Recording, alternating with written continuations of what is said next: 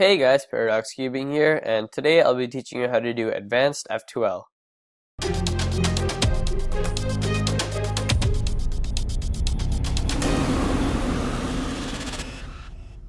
Okay, so in this video I'll be going over some different techniques that you can use to cut down your times in F2L and get a lot faster. So the first thing you can do is cut down on your cube rotations. So let's say you have this pair right here, the blue and red pair, and you want to insert it. So most people would probably do a cube rotation like this, and then they would insert it like that. But a much faster way would be to not do the cube rotation, and there are different ways to do that. So the first way is to use algorithms to insert it, and these aren't really long algorithms, and you actually don't even need the algorithms, you can just visualize it. So let's say you have this pair, and you can do F, R prime, F prime, R, and that inserts that pair right there without doing the cube rotation, which is really helpful in a lot of cases, except the only drawback is that it uses F moves, which are kind of slow, but they're still better than doing a cube rotation. Another algorithm to insert your pairs without doing a cube rotation is lowercase r, u, r prime, u prime, m prime. And that inserts the pair. And again, the only drawback for that one is that it uses m prime, so if you don't like m prime, you can use the other one. If you don't like f, so you can use m prime. It's completely your choice. I use both interchangeably, so sometimes I'll use like m prime, sometimes I'll use the f one. So that's one of the ways you can cut down on your cube rotations. Another thing you can do to reduce cube rotations is use your left hand more often. I know when I started doing F2L, all I used was my right hand, and my left hand wouldn't do anything. It would just hold the cube, and I was really bad with it.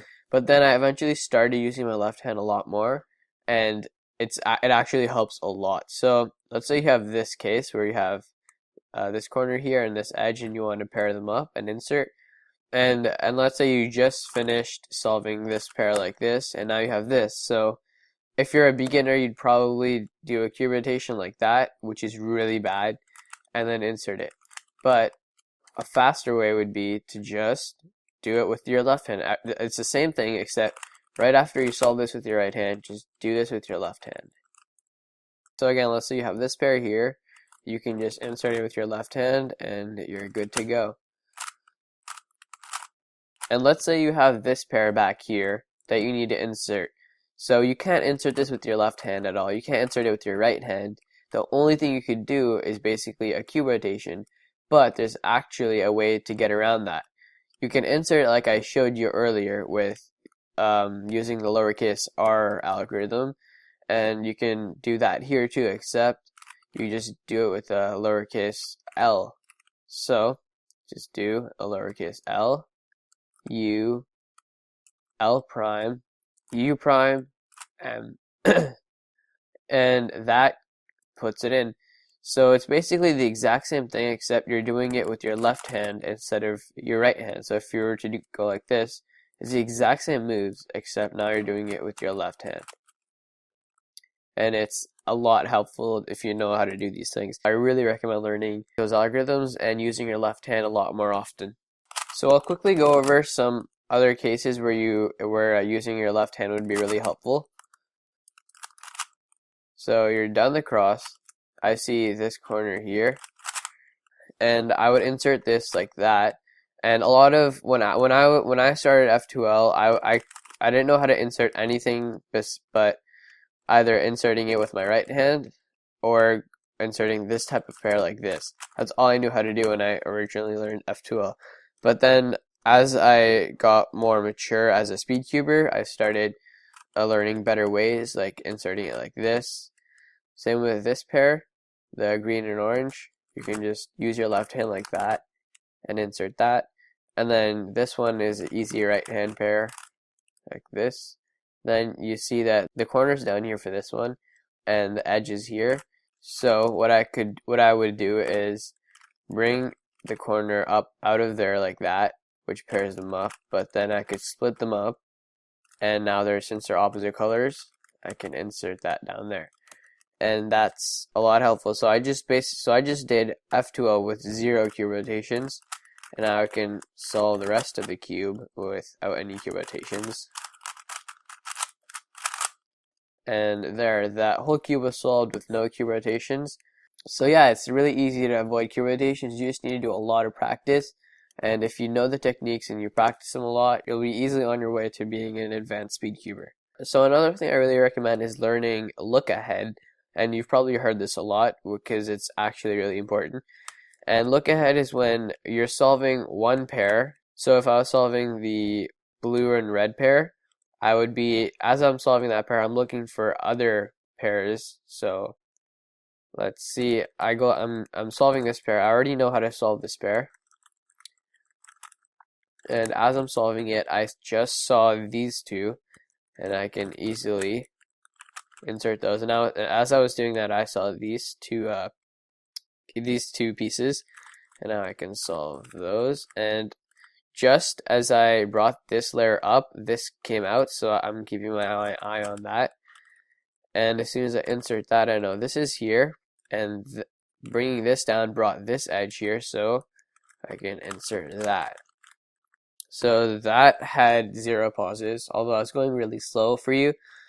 But essentially, if I was going fast, it would have 0 pauses and no cube rotation. So if you can do that, then your F2L times will drastically drop. Once you get the hang of it, you'll probably be from like around sub 40 or sub 50 to like sub 30. And if you're really good at it and you're actually doing really well, you'll probably be 21, 22 seconds. And then if you really try this and you master it, you'll be like sub 20, possibly sub 15. But it takes a lot of practice. You will definitely not get this right away, and you'll have to do a lot of practice for this. So let's go over some tips for look ahead, because I watch a lot of tutorials on learning look ahead, and it was really hard for me to learn because I didn't know what to do. I wasn't able to do it. No one can explain to you how to do look ahead properly. You just kind of have to figure it out yourself. But a tip that I can give you is to not look at each individual piece as you turn the cube really fast, because you'll lose track of it, and it's really hard to keep track of individual pieces. I've heard people say like track this piece, so once you're solving that, you're tracking this piece, but it's actually hard because you can't just track. If you focus on one piece, you can't look at other pieces around the cube. Something that really helped me was not looking at individual pieces, but looking at the whole cube as one. Let's say I was solving this, and I'm just looking for colors and not even looking for pieces. So I'm just going to be solving this, and as I solve that, I saw this, and then I saw that blue here. And I know that this blue and yellow is here, so that blue has to be blue and red. So I can quickly solve that, and as I was doing that, I saw these two, so I can do that and insert that one right there. So it's just really hard, but you have to focus. I don't recommend staring at one individual piece. Just kind of look around the cube as it's just stare at the cube, and as you turn, the pieces will come and go, and you'll see where they go. So that was that. Look ahead. It's really important. I highly recommend learning it. And the next thing you can do is use algorithms. So I don't recommend learning all the algorithms. I recommend learning some, like for example this case, which I really dislike solving. But once I learned the algorithm for this is actually one of my favorite cases because I can do it really fast. So the algorithm for this is U, R, U prime, R prime, U prime, R, U prime, R prime, U, R, U prime, R prime.